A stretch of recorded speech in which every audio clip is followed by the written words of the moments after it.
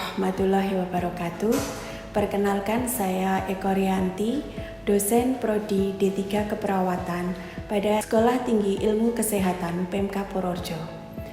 Izinkan pada kesempatan ini saya akan melakukan pernyataan diri dosen dalam unjuk kerja Tridharma Perguruan Tinggi dalam bidang pengajaran. Mata kuliah yang saya ampu adalah keperawatan maternitas dengan merujuk pada panduan kurikulum pendidikan Diploma 3 AIP tahun 2022. Keperawatan maternitas dengan kode MK NSG.508, penempatan pada semester 5 dengan beban SKS sebanyak 3 terdiri dari 2 SKS teori dan 1 SKS praktek. Deskripsi mata kuliah pada keperawatan maternitas yaitu kuliah ini membahas tentang konsep dasar keperawatan maternitas, konsep asuhan keperawatan pada ibu hamil, intranatal dan postnatal, serta kesehatan reproduksi. Kegiatan pembelajaran dirancang dengan ceramah, diskusi, dan praktek dengan jumlah pertemuan sebanyak 16 kali pertemuan dengan 2 kali evaluasi. Capaian pembelajaran program pada mata kuliah keperawatan maternitas ini meliputi yang pertama, kemampuan untuk menunjukkan sikap bertakwa kepada Tuhan Yang Maha Esa dan bangga sebagai bangsa Indonesia yang menjunjung tinggi nilai kemanusiaan, etika, hukum, moral, dan budaya dalam memberikan asuhan keperawatan, tertuang dalam CPL 01. Kemudian capaian yang kedua adalah mampu meningkatkan keahlian di dalam bidang keperawatan melalui pembelajaran sepanjang hayat, tertuang di dalam CPL 08. Capaian yang ketiga yaitu menguasai asuhan keperawatan pada rentang sehat dan sakit pada berbagai tingkat usia yaitu CP pengetahuan 09. Capaian pembelajaran yang keempat yaitu mampu memberikan asuhan keperawatan kepada individu, keluarga, kelompok baik sehat maupun sakit dan kegawat daruratan di dalam memperhatikan aspek biopsikososial, kultural, dan spiritual yang menjamin keselamatan klien serta standar asuhan keperawatan tertuang di dalam CP Keterampilan Khusus 01. CP yang kelima yaitu mampu mengelola asuhan keperawatan sesuai dengan kewenangan klinis tertuang di dalam CP Keterampilan Khusus 02. Capaian pembelajaran yang keenam yaitu menyelesaikan pekerjaan berlingkup luas dengan menganalisa data serta yang sesuai dengan dipilih dari berbagai metode yang sudah maupun belum baku dengan menganalisis data yaitu CP Keterampilan Umum 01. Dan yang terakhir menunjukkan kinerja dengan mutu dan kualitas yang terukur yaitu CP Keterampilan Umum 02. Capaian pembelajaran pada mata kuliah perawatan maternitas yang pertama adalah melaksanakan asuhan keperawatan pada ibu hamil normal dan komplikasi. Yang kedua, melaksanakan asuhan keperawatan pada ibu intranatal dan bayi baru lahir. Yang ketiga, melaksanakan asuhan keperawatan pada ibu postpartum normal dan komplikasi. Dan yang keempat, melaksanakan asuhan keperawatan pada pasien dengan masalah kesehatan reproduksi. Metode pembelajaran yang dipakai pada keperawatan maternitas adalah menggunakan komponen DIA yaitu delivery yang meliputi penyampaian materi kepada mahasiswa, berikutnya dengan interaction yaitu diskusi secara langsung atau melalui LMS, dan yang berikutnya dengan metode assessment di mana diberikan tugas terstruktur dan melalui kuis. Dengan metode pembelajaran yang berfokus pada student Center Learning meliputi case-based learning, project-based learning, kemudian jigsaw dan simulasi atau demonstrasi. Metode penilaian pada mata kuliah keperawatan maternitas ini merupakan nilai kumulatif dari nilai teori dan juga nilai praktek yang didapatkan dari nilai teori ujian tengah semester dengan bobot 30%, kemudian nilai ujian akhir semester 40% dan juga nilai tugas sebanyak 30%. Kemudian nilai praktek didapatkan dari ujian skill lab dengan bobot 60% dan nilai soft skill sebanyak 40%. Syarat kehadiran pada pembelajaran mata kuliah perawatan maternitas minimal 75%. Berbagai sumber bacaan sebagai referensi dipakai pada pembelajaran mata kuliah keperawatan maternitas. Demikian garis besar mata kuliah keperawatan maternitas. Untuk selanjutnya saya akan melakukan pembelajaran di kelas pada CPMK yang pertama, yaitu melaksanakan asuhan keperawatan pada ibu hamil normal dan komplikasi dengan sub pokok bahasan perubahan fisiologis yang terjadi pada ibu hamil. Sampai ketemu di kelas. Masih semangat di pertemuan ini? Semangat. Kita lanjutkan, tadi kita sudah membahas tentang proses konsepsi ya. Masih di pertemuan ini kita bahas pokok bahasan yang lain, yaitu lanjutannya perubahan adaptasi fisiologis yang terjadi pada usia kehamilan. Oke, kenapa sih kita ini di pertemuan ini tujuan dari pembelajaran adalah mahasiswa mampu untuk memahami apa sih perubahan-perubahan yang terjadi pada sistem tubuh ibu hamil di masa kehamilan itu. Oke, kalau kita masih ingat tadi, boleh diingat lagi tadi apa saja di konsep proses konsepsi tadi ya. Syarat untuk hamil itu apa aja? Syarat. Ada yang bisa jawab? Ada, Bu. Siapa? Oke, salah satu. Siapa? Oke, monggo silahkan. Ya, Mas Kevin ya? Ya, Oke. Perkenalan, Bu. Perkenalkan, nama saya Antonius Kevin, NIM 22013. Siap. Izin menjawab tentang konsep konsepsi pada materi yang tadi. Itu Ya. yang pertama adalah sebelum awalnya memiliki pasangan tentunya, Bu. Iya, Ya. betul dong, harus punya pasangan ya. Ya. Yang kedua, Lalu syaratnya? Syaratnya yang pertama adalah sperma tentunya, Oke, sperma harus dari ada sperma. laki-laki. Oke. Kemudian setelah itu ada ovum ovum. atau sel telur kan. Ya. Kemudian setelah jadi ada sperma dan sel telur, kemudian nanti akan ada pembuahan. Akan ada pembuahan. Ya. Atau konsepsi. konsepsi. Nah, Betul ya, ada sperma, ada ovum, ada konsepsi. atau Berikutnya pembuahan. harus ada Nah, kemudian nanti ada penyatuan sel telurnya, Bu. Itu dinamakan penyatuan antara terus sel sperma dan sel ovum. terus, Itu kemudian dinamakan dia penempelan akan penempelan di dinding atau rahim.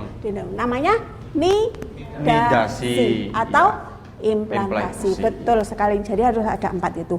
Nah, setelah mengalami proses itu tadi ada masa ovulasi, ovum, sperma, ketemu, nidasi, kemudian konsepsi, kemudian nidasi, maka berikutnya akan terjadi yang namanya proses kehamilan. Nah, di proses kehamilan tentunya setelah seseorang tadi disampaikan akan ada tanda-tanda kemarin tanda pasti bahwa seseorang itu mengalami kehamilan. Nah, itu dilihat dengan adanya tanda pasti kehamilan, salah satunya pakai apa? Tes HCG. Tes HCG. Ya, HCG. Itu tanda pasti kehamilan. Human chorionic gonadotropin. Oke. Maka seseorang perempuan itu pasti akan mengalami perubahan dalam dirinya. Wajar nggak? Wajar. Sehingga namanya perubahan fisiologis. Nah, kira-kira perubahan fisiologis itu pasti akan terjadi nggak pada perempuan? Pasti akan terjadi ya. Nah, sudah tahu di dalam lamanya proses kehamilan itu dibagi menjadi berapa dekade apa berapa trimester? 3. Betul sekali. Nah, kita mulai dari ini. Saya punya kasus. Ada yang mau bisa bantu baca? Siapa? Salah satu? Mbak Ujung, boleh bacain kasus? Ya, kasusnya apa, Mbak? Oke, ya dibaca. Nyonya L berusia 20 kehamilan, kebidanan.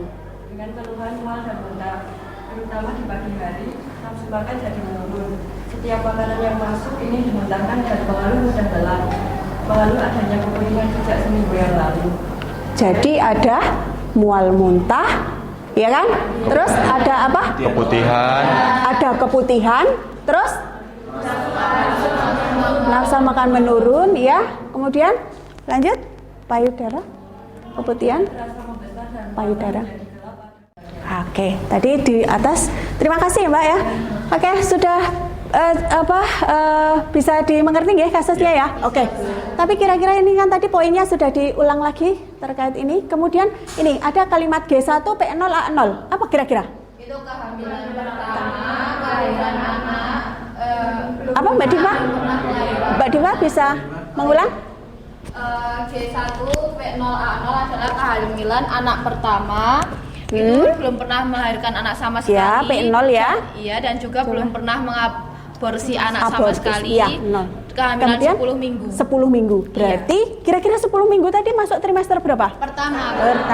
Betul, masuk trimester pertama. Jadi ini ya konsepnya ya.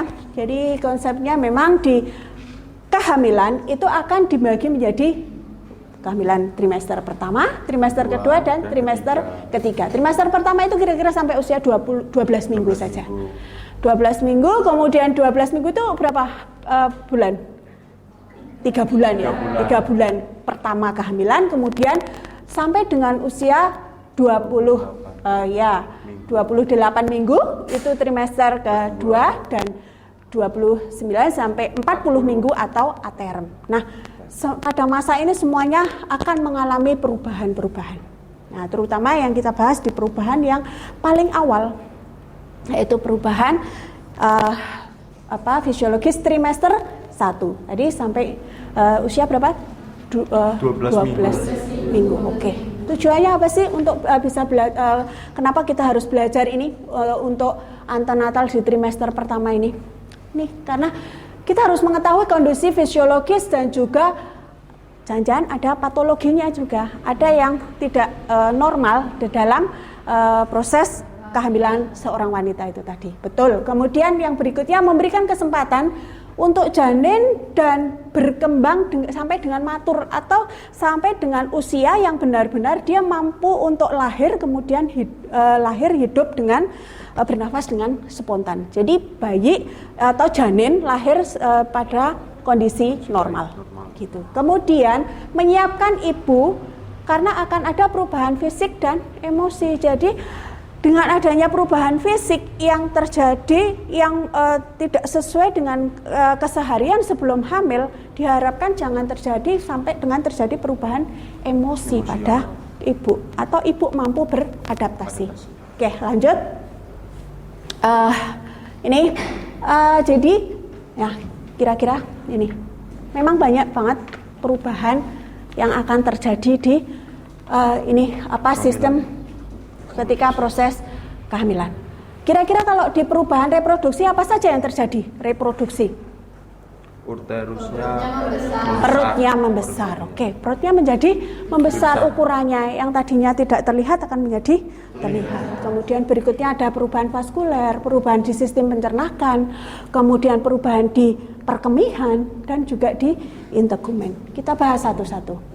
Untuk perubahan di uterus itu, terutama perubahan di uterus itu akan terjadi satu tadi perubahan uterus itu atau apa? Rahim ya. Rahim. Ukuran rahim seorang wanita yang positif hamil itu tadi pasti akan bertambah. Yang tadinya ukurannya ukurannya kecil akan menjadi membesar. Kemudian setelah itu perubahan di serviks masih di sistem reproduksi. Kemudian di ovarium ya, tuba, kemarin anatomi kan sudah lewat ya. Kemudian vagina dan juga vulva serta di payudara. Nah, lanjut ya. Oke, ini tuba falopii dipakai sebagai saluran kecil yang melewati ketika konsepsi tadi. Konsepsi kemudian jalan-jalan sampailah ke kavum, uteri atau rahim atau uterus. Oke, lanjut. Nah, ini masih di sistem reproduksi. Di vagina dan perineum, Yang cowok juga agak tabu, tapi harus tahu karena ini juga harus tahu. Wah, iya. Ternyata di sana ada peningkatan vaskularisasi dan hiperemia. Efek dari estrogen juga.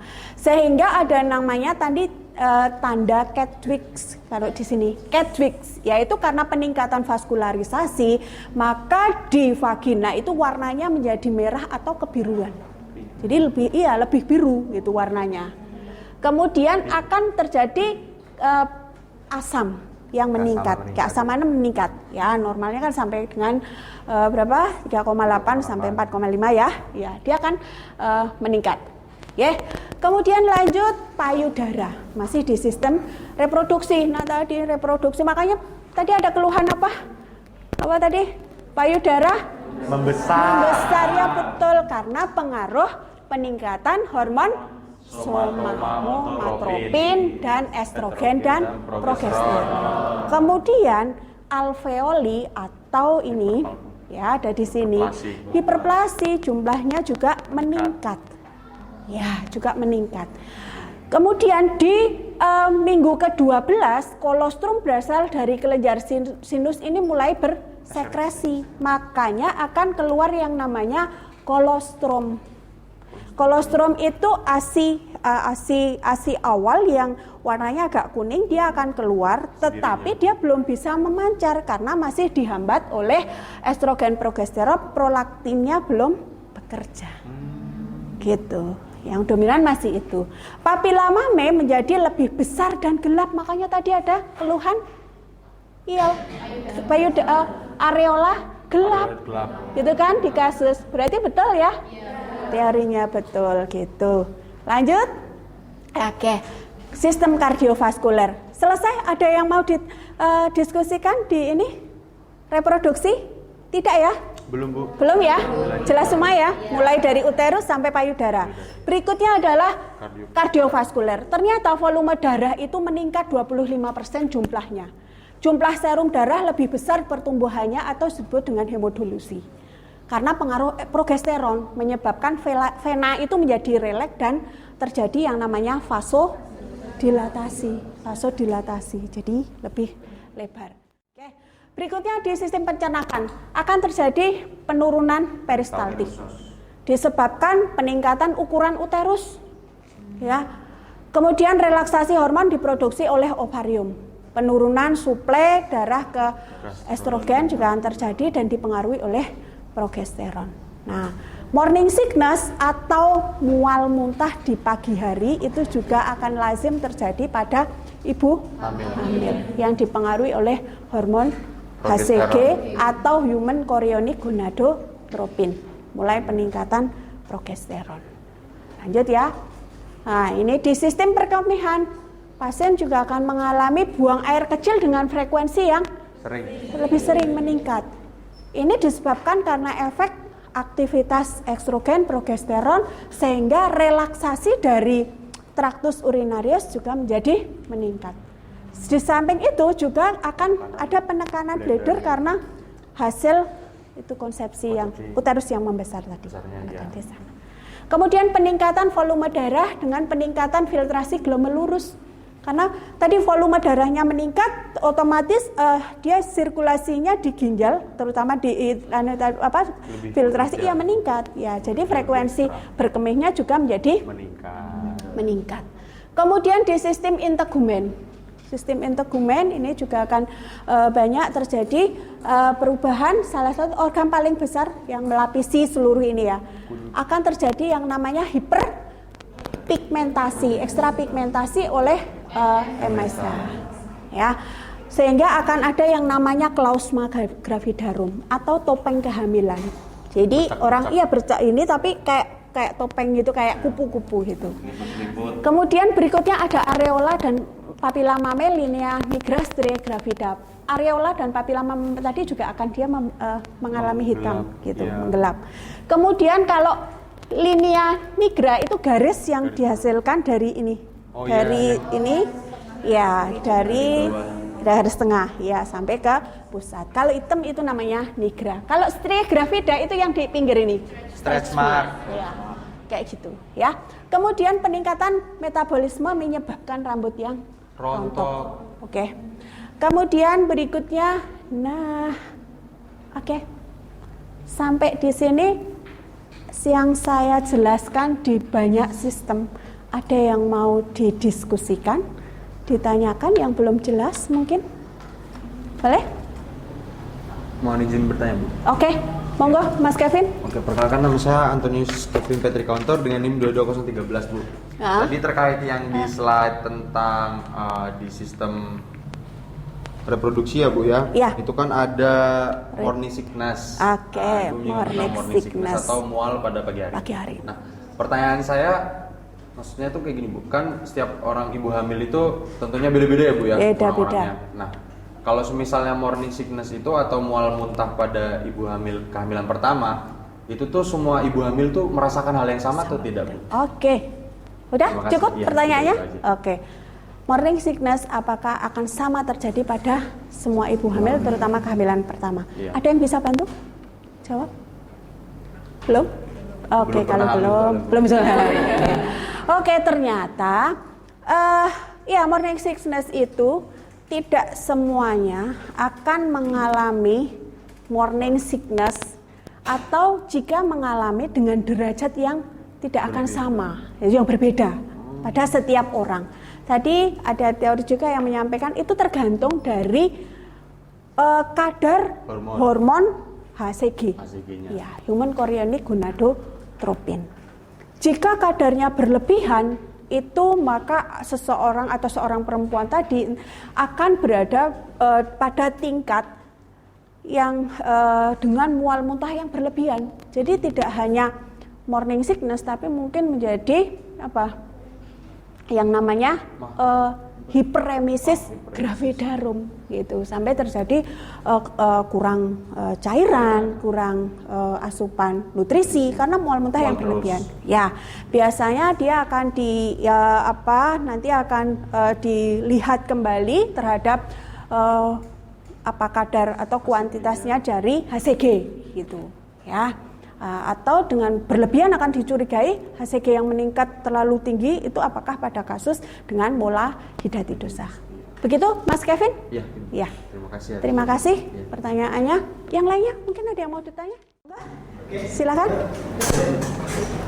Baik, mohon izin Ibu, perkenalkan saya Cahaya Bayodana dengan NIM 22019. Izin bertanya Ibu, sebelumnya nih, tadi yang sudah Ibu jelaskan di slide kardiovaskuler tentunya ada yang namanya anemia fisiologis.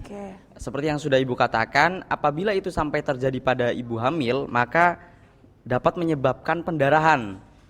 Dan itu sangat berbahaya bagi kandungan ibu hamil itu sendiri. Nah, untuk teknik pencegahannya itu kira-kira seperti apa, Bu? Baik, dari saya sekian, terima kasih. Cukup Mas pertanyaannya? Baik Ibu, cukup. Terima kasih Mas Bayu ya, pertanyaan yang bagus. Ada yang mau bantu siapa? Belum ya? Tadi memang betul saya jelaskan di sistem perubahan kardiovaskuler ya, ada perubahan, ada di sana secara fisiologis akan terjadi anemi gitu ya.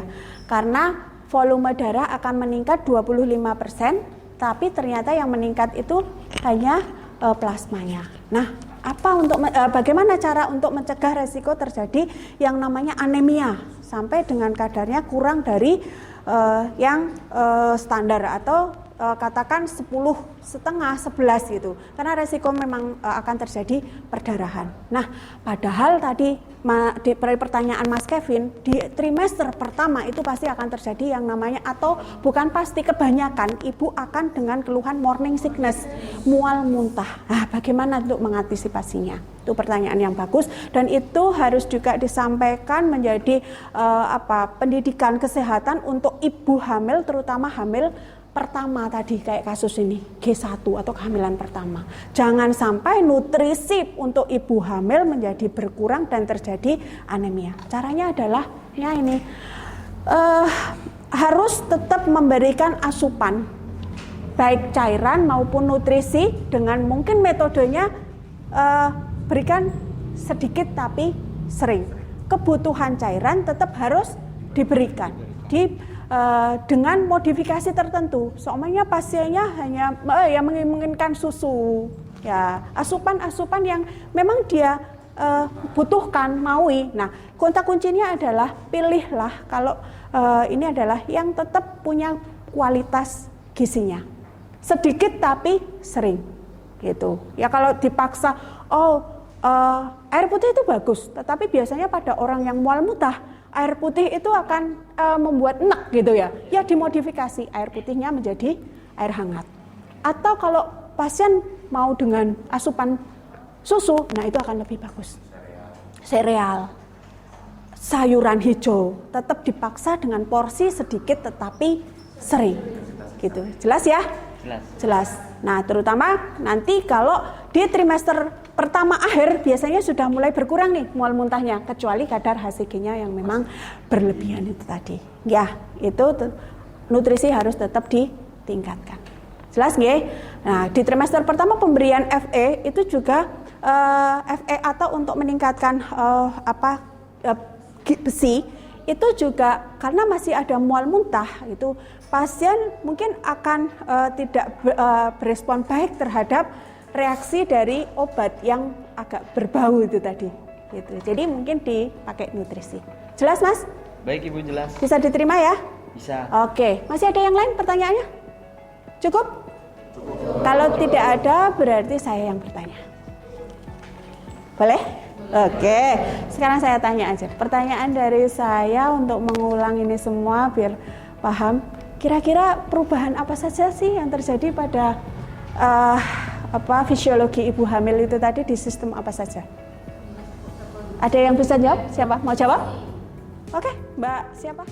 Mohon izin memperkenalkan diri, nama saya Wimri, NIM 22008.